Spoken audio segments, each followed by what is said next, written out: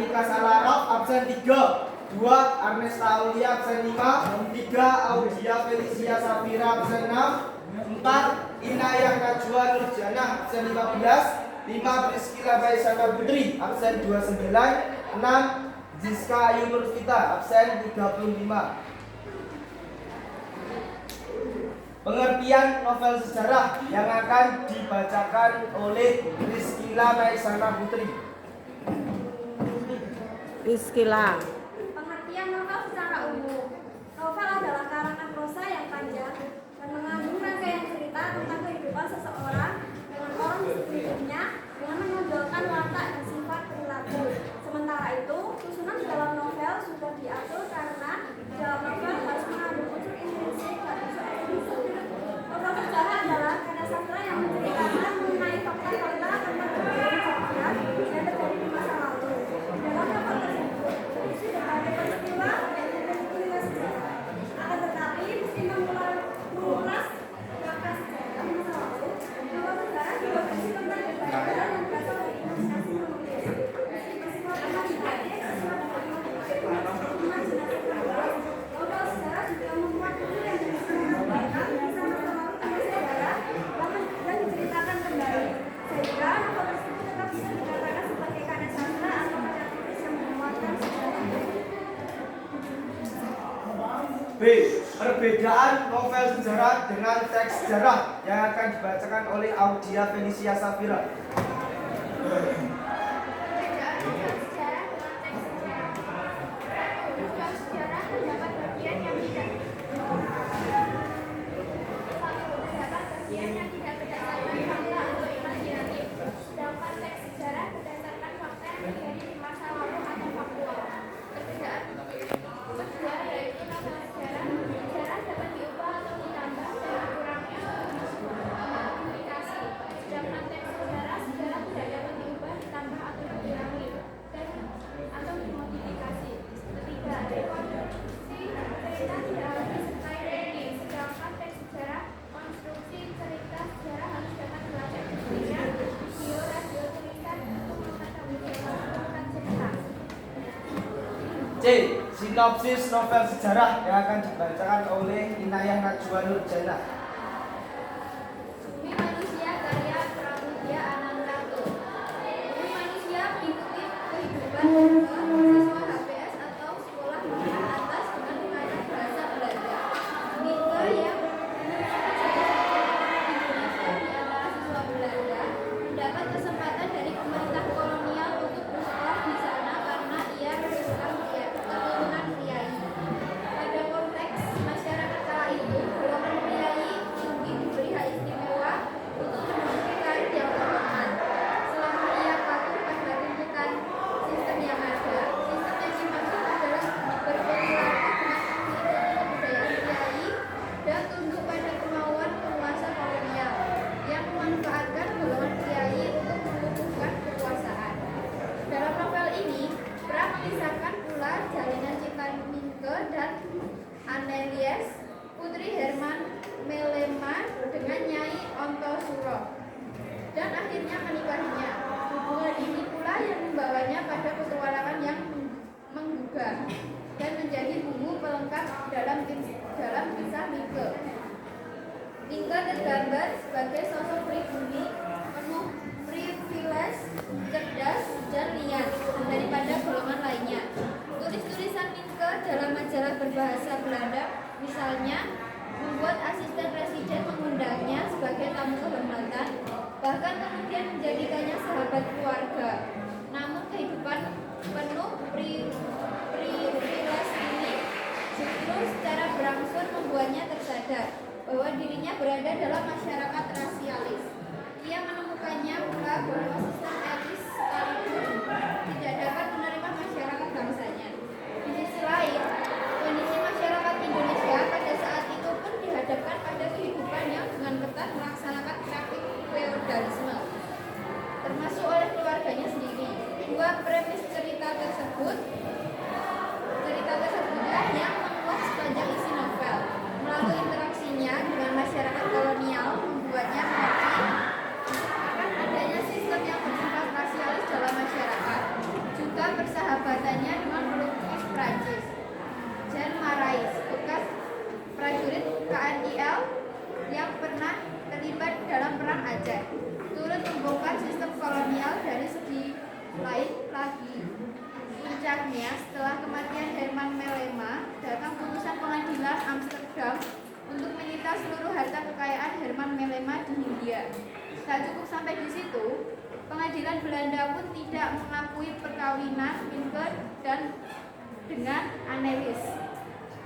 Secara hukum, karena Annelies masih di bawah umur, Minke dan Nyai Onto Soroh pun terus berjuang melawan hukum kolonial ini meskipun pada akhirnya D. Contoh teks sejarah. Kita dari kelompok 2 mengambil dari teks sejarah yaitu tentang peristiwa terjadinya tsunami di Aceh pada tahun 2004 tanggal 26 Desember. Peristiwa menyedihkan ini terjadi di bumi Serambi Mekah Indonesia, Aceh pada tahun 2004 bertepatan dengan hari Ahad 26 Desember. Kurang lebih peristiwa ini 500.000 nyawa melayang dalam sekejap disapu bersih dari seluruh tepian dunia yang berbatasan langsung dengan Samudra Hindia. Daerah Aceh, Serambi Mekah Indonesia merupakan korban jiwa yang terbesar di dunia karena tadi 500.000 nyawa yang melayang besar. Ribuan mayat tidak dapat ditemukan serta ribuan mayat pula dikuburkan secara massal. Gempa yang terjadi di Aceh tepatnya pukul 8 waktu Indonesia Barat dikurangi 2 menit jadi 7.58 waktu Indonesia Barat.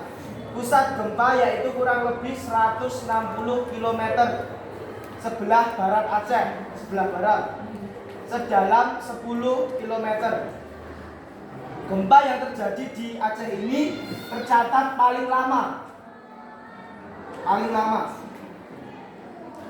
memiliki kekuatan 9,3 SR skala Richter.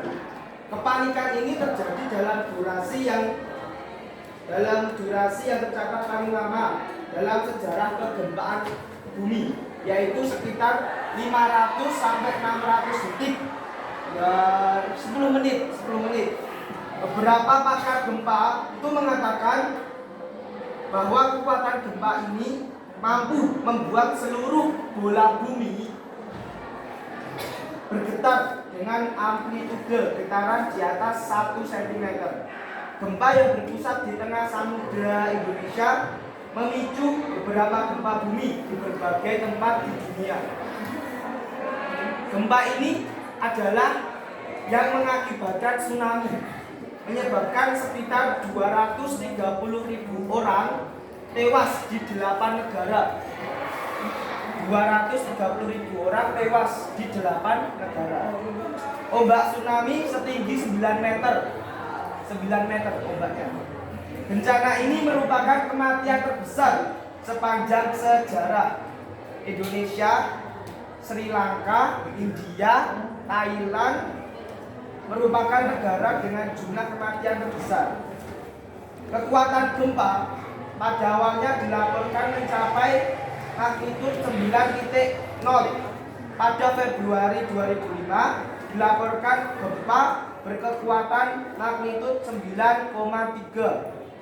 Meskipun Pacific Tsunami Warning Center telah menyetujui angka tersebut, namun United States Geological Survey menetapkan magnitudo 9,2 atau bila menggunakan satuan seismic moment sebesar 9,3. Di Indonesia, gempa dan tsunami menelan lebih dari 126.000 korban jiwa. Puluhan gedung hancur rata oleh gempa, terutama di Meulaboh dan Banda Aceh di ujung Sumatera. Di Banda Aceh sendiri, sekitar 50% dari semua bangunan rusak terkena tsunami. Akan tetapi Kebanyakan korban disebabkan oleh tsunami yang menghantam pantai barat Aceh. Pemerintah daerah Aceh lumpuh total. Pemerintah daerah Aceh lumpuh total saat terjadinya gempa bumi dan tsunami.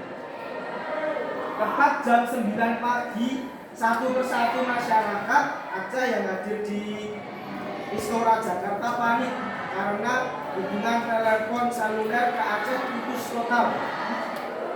Mata mereka pada berkaca-kaca, menangis. Peristiwa ini adalah salah satu peristiwa yang cukup mengenaskan dan merupakan peristiwa yang paling banyak memakan korban yang pernah ada dan terjadi di Indonesia. Yang terakhir, sistematika teks novel sejarah yang akan dibaca oleh Zizka Ayu Nur kita. Itu sudah jam 3 kurang 5 itu? Iya. Oh, sebentar lagi ya.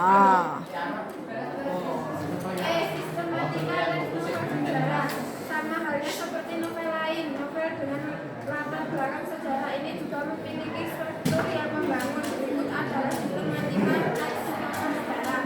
1. Orientasi. Bagian orientasi ini menceritakan pengenalan awal suatu novel baik berdasarkan latar tempatnya, waktu, sudut pandang, hingga mengenalkan karakter tokohnya. Selain itu, bagian orientasi ini juga biasanya memunculkan bagaimana hubungan para tokoh dan bagaimana awal mula kejadian atau peristiwa yang akan diceritakan di dalam novel tersebut. 2. Pengungkapan peristiwa. Setelah orientasi, maka pengungkapan peristiwa menjadi peristiwa transisi antara peristiwa awal dan peristiwa inti cerita di dalam novel sejarah. Biasanya pengungkapan peristiwa ini menceritakan bagaimana kejadian awal atau kemunculan suatu kejadian yang memicu terjadinya konflik. Bagian pengungkapan peristiwa ini diceritakan tentang penokohan, bagaimana kejadian yang menyebabkan terjadinya konflik cerita, bagaimana kesulitan yang dihadapi atau dialami oleh tokoh utama, hingga bagaimana latar belakang terjadinya masalah atau konflik. 3. Konflik bisa disebut sebagai suatu permasalahan yang dialami tokoh atau dihadapi tokoh di dalam cerita tersebut. Adanya konflik menjadi bagian dari inti masalah atau inti cerita yang kemudian melatar belakangi mengapa novel tersebut ditulis dan dibuat. Di dalam konflik juga biasanya terjadi permasalahan. Ini dimunculkan berbagai kesulitan, persoalan, hingga adanya titik kekayaan yang dialami tokoh yang berperan di dalam novel tersebut. 4. Puncak konflik. Berbeda dengan konflik, puncak konflik ini merupakan bagian puncak dari permasalahan atau inti pada novel sejarah. Puncak konflik biasanya menjadi bagian paling menakjubkan dalam sebuah cerita. 5. Resolusi. Resolusi atau bagian penyelesaian merupakan bagian terakhir dari suatu permasalahan atau konflik yang terjadi di dalam cerita. Bagian resolusi ini biasanya berisi mengenai penjelasan tentang penyelesaian masalah, bagaimana pandangan tokoh terhadap penyelesaian masalah sampai efek apa yang ditimbulkan. 6. Koda. Struktur koda di dalam novel berfungsi sebagai penutup pada novel yang biasanya berisi kesimpulan cerita atau menampilkan amanat yang bisa diambil pembaca dari peristiwa tersebut dan sekarang hal penutup yang menutup novel dengan baik. Terakhir, analisis contoh sinopsis novel sejarah yang dibacakan oleh Ernest Aulia. Analisis contoh sinopsis novel sejarah Bumi Manusia karya Pramudia Anantatur. 1. Orientasi. Bumi Manusia mengikuti kehidupan Nike, siswa HBS atau sekolah menengah atas dengan pengantar bahasa Belanda. Nike yang merupakan satu-satunya orang Indonesia di antara siswa Belanda mendapat kesempatan dari pemerintah kolonial untuk bersekolah di sana karena ia keturunan priai. 2. Bagian pengungkapan peristiwa. Pada konteks masyarakat kala itu, golongan priai tinggi diberi hak istimewa untuk menduduki karir yang terkenal selama ia patuh pada tuntutan sistem yang ada. Sistem yang dimaksud adalah berperilaku dengan mengikuti kebudayaan priai dan tunduk pada kemauan penguasa kolonial yang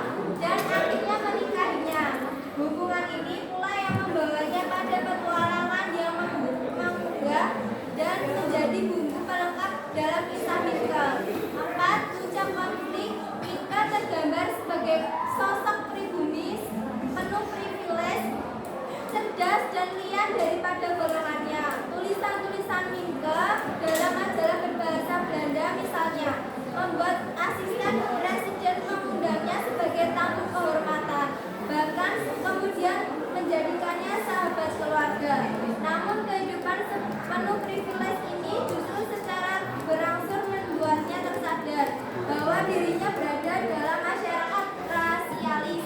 Ia menemukan pula bahwa sistem etis sekalipun tidak dapat menerima masyarakat bangsanya. 5. Resolusi di sisi lain, kondisi masyarakat Indonesia pada saat itu pun dihadapkan pada kehidupan yang dengan ketat melaksanakan praktik feodalisme, termasuk oleh keluarganya sendiri. 2. Premis cerita tersebutlah yang memuat sepanjang isi novel, melalui interaksinya dengan masyarakat kolonial, membuatnya mengerti akan adanya sistem yang bersifat rasialis dalam masyarakat. Juga persahabatannya dengan penulis Prancis Jean Marais, bekas prajurit Unil yang pernah terlibat dalam perang Aceh, turut membongkar sistem kolonial dari sisi lain. Modal puncaknya setelah kematian Herman Melema, datang putusan pengadilan Amsterdam untuk menyita seluruh harta kekayaan Herman Melema di Hindia. Tak cukup sampai di situ, pengadilan Belanda pun tidak mengakui perkawinan Minke dengan Annelies secara hukum karena Annelies masih di bawah umur. Minke dan Nyai Ontasora pun terus berjuang melawan hukum kolonial ini meskipun pada akhirnya menemui kegagalan. Yo ayo, udah sementara di cut dulu ya. Karena waktu Li.